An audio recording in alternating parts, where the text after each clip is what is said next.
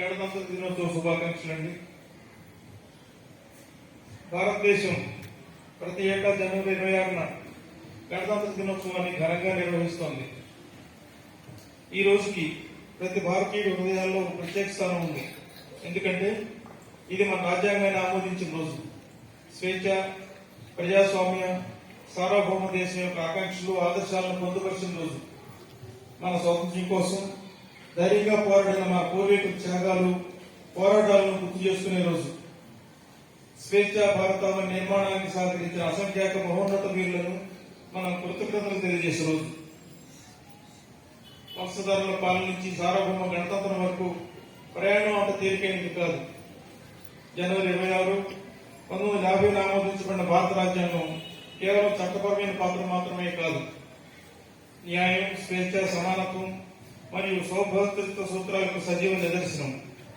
కులమత లింగ భేదాలు లేకుండా ప్రతి పౌరునికి సమాన హక్కులు, అవకాశాలు ఉండేలా సమాజాన్ని నిర్మాణాన్ని నిర్దేశించిన రోజు. మన రాజ్యాంగాన్ని ఆమోదించిన 7 దశాబ్దాలలో భారతదేశం అన్ని రంగాల్లో గణనీయమైన ప్రగతిని సాధించింది. ఆర్థిక వృద్ధి, సాంకేతిక పురోగతి, సామాజిక పురోగతిని మనం చూస్తూనే ఉన్నాం. మన దేశం యొక్క వైవిధ్యమే మన దేశానికి బలం. భారతదేశంలోని సంస్కృతులు, భాషలు, సంప్రదాయాలు, వస్త్రధారణ మనందరికీ గర్వకారణం.